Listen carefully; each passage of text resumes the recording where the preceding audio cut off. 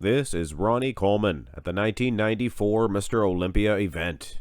He was very sleek, well-conditioned, and, not to mention, quite aesthetic.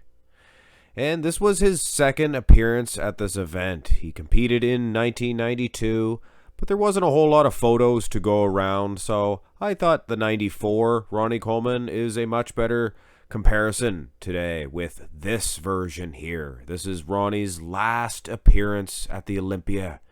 The end of a dynasty, 2007 Ronnie Coleman.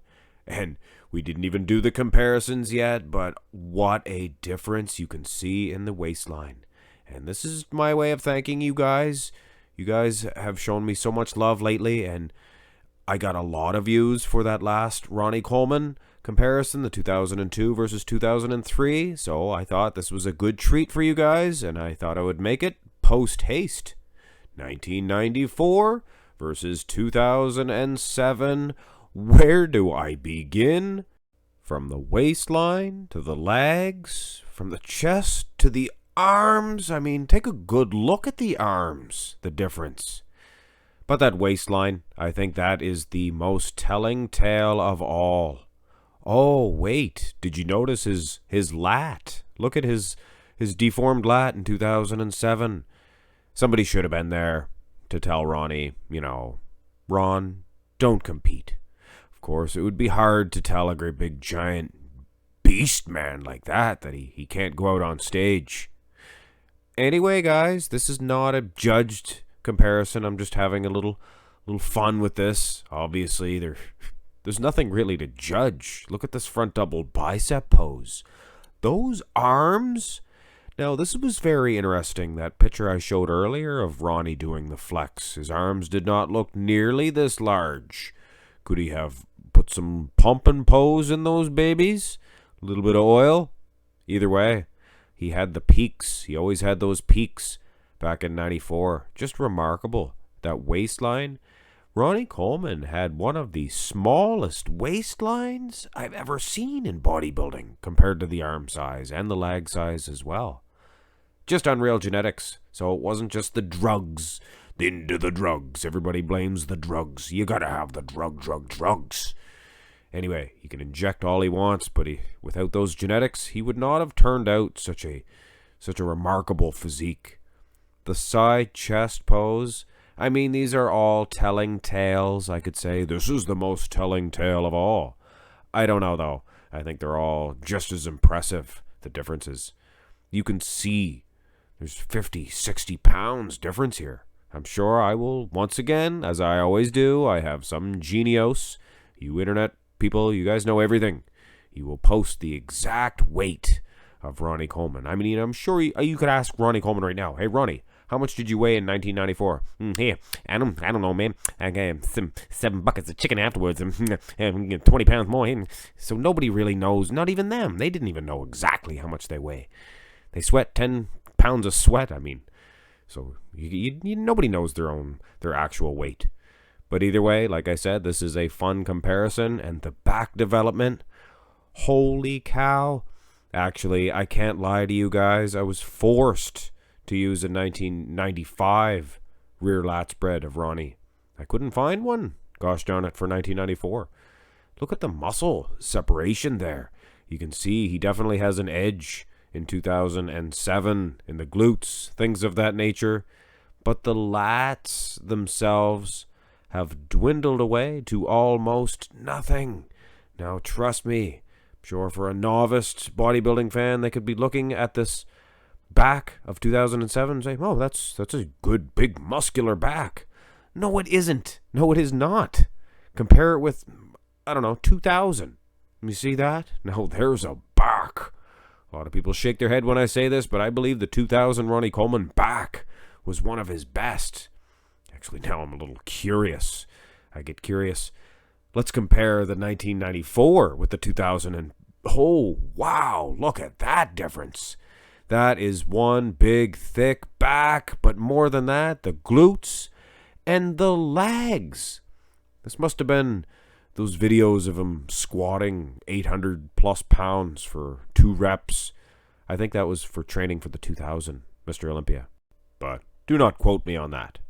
the rear double bicep, he is twice as wide when you look at the lats themselves, but he has no lat insertion on that left side. You notice that? And it was not just wear and tear, guys. Like I probably myself have professed that he used to be symmetrical, perfectly symmetrical in the lats.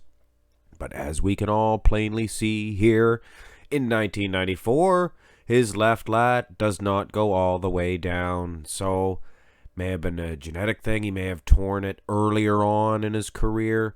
Who knows? Just unreal when you look at the waistline difference of these two versions. But like I said earlier, we're not judging this one. We're just having a little Easter celebration fun. This is a happy Easter if you celebrate that holiday. I personally do not myself, but hey, a holiday is a holiday, right? Just before I switch over to the next pose, I just have to mention the glutes and the hamstrings this time. It's a role reversal. They appear to be much tighter and more conditioned in the earlier version, the 94 version. Anyway, let's turn these versions around and put this baby to bed. Oh, my soul. It looks like a different athlete altogether. You could cover the face up and you could show somebody this, even somebody that watches a lot of bodybuilding, and say which guy looks better. Let's zoom in on just the abs and see. Well, one guy has a major split in his abs, and the other guy does not.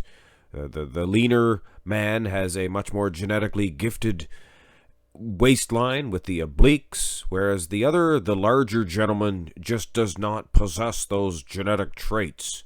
Oh, wait a second, it's the same man. It's the drugs, drugs. He loved the drugs, but it did not do anything for his waistline and his aesthetics. We are unable to really tell anything from the most muscular shot. The angles, things of that nature, totally different. One thing though, look how crisp and thin his skin is in the 1994 version. So young and fresh.